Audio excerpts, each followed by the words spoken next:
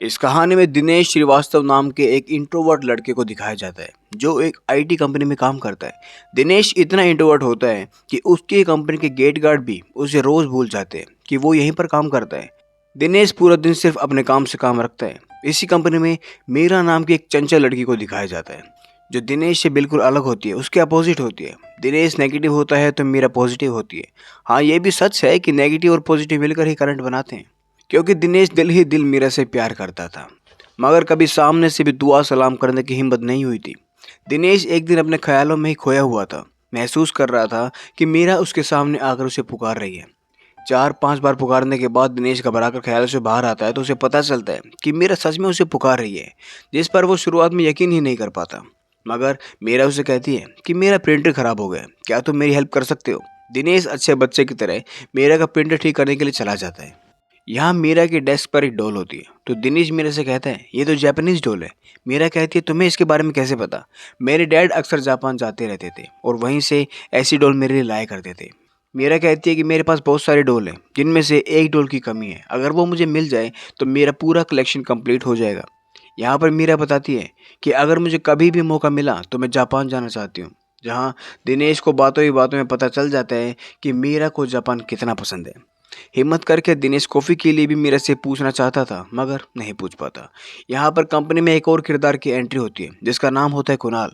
कुणाल इस कंपनी का बॉस होता है। यहाँ मीरा और कुणाल का अफेयर चल रहा होता है। कुणाल शादीशुदा होता है, मगर मीरा को कुणाल का कहना था कि वो अपनी वाइफ को तलाक देने वाला है। यहाँ पर कुणाल अनाउंस करता है कि कंपनी ने इस बार अच्छा परफॉर्म किया है, इसीलिए पूरी टीम 5 दिनों के लिए जापान घूमने के लिए जा रही है। सब बहुत एक्साइटेड होते हैं और सबसे ज़्यादा मीरा। सब जापान पहुंच जाते हैं, जहां पर एक ग्रुप फोटो भी होता है और दिनेश सबके बीच में भी अकेला होता है, जो बस उदास होता है कि मीरा उसके साथ नहीं है, वो कुणाल के साथ है। वही उनको एक मैजिक बेल के बारे में पता चलता है, जिसके बारे में लोकल्स का मानना था कि सच्चे दिल वाले इंसान की विश यहाँ पर जरूर पूरी होती है। यहाँ पर बेल के सामने दिनेश भी विश बोलते हैं। दिनेश कहता है कि काश कम से कम एक दिन के लिए मीरा मेरी हो जाए। वहीं अचानक सब बदल जाता है। सबको पता चलता है कि कुणाल की बीवी 4 महीने की प्रेग्नेंट है और कुणाल उसे कभी भी तलाक नहीं देने वाला। वो अपनी बीवी से बहुत प्यार करता है। कुणाल बस मीरा के साथ एंजॉय करना चाहता है। इस बात का पता चलते ही मीरा टूट जाती है, वो बिखर जाती है। वहीं ट्रिप के 3 दिन बाद पूरा स्टाफ इंडिया के लिए रवाना हो जाता है, मगर मीरा उनके साथ नहीं जाती और मीरा को बस में ना पाकर दिनेश भी वहीं पर रह जाता है।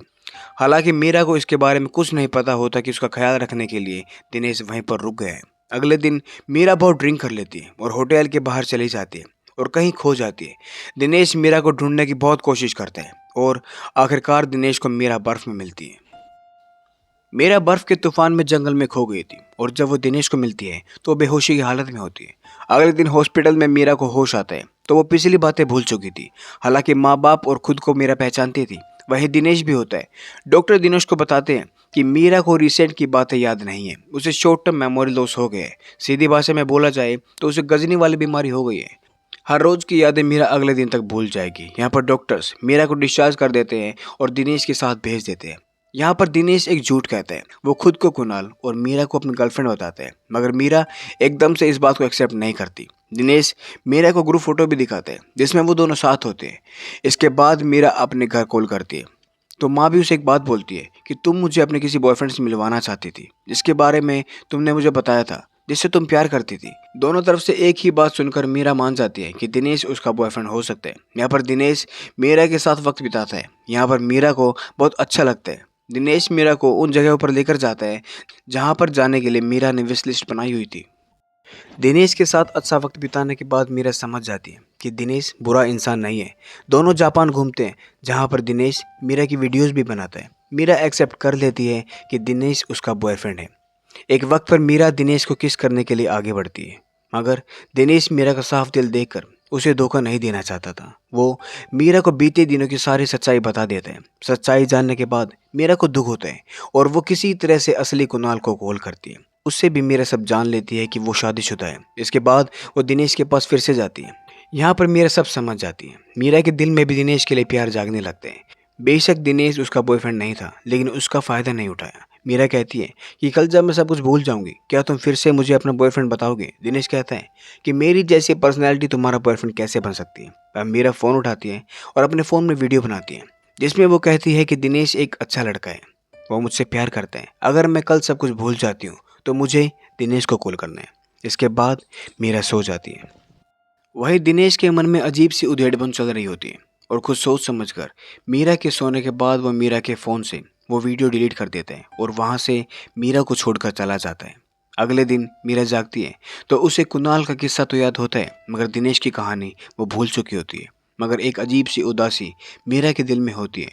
हाँ, ये भी सच होता है कि उदासी कुणाल के बारे में नहीं थी। इंडिया आने के बाद मीरा कंपनी से रिज़ाइन दे देती है और मीरा की तरह दिनेश भी रिज़ाइन दे देता है। वहीं मीरा दिनेश को भूल चुकी थी। एक दिन मीरा अपने दोस्त को कहती है, मुझे 12 फरवरी के दिन के बारे में कुछ भी याद क्यों नहीं है।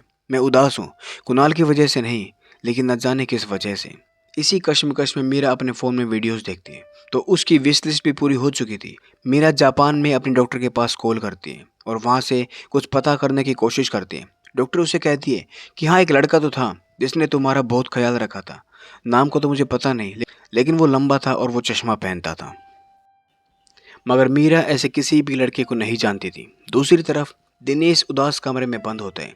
उसकी माँ जब उससे उदासी का कारण पूछती है तो दिनेश पूरी कहानी माँ को बता देता है। माँ कहती है, वीडियो डिलीट क्यों की थी तुमने?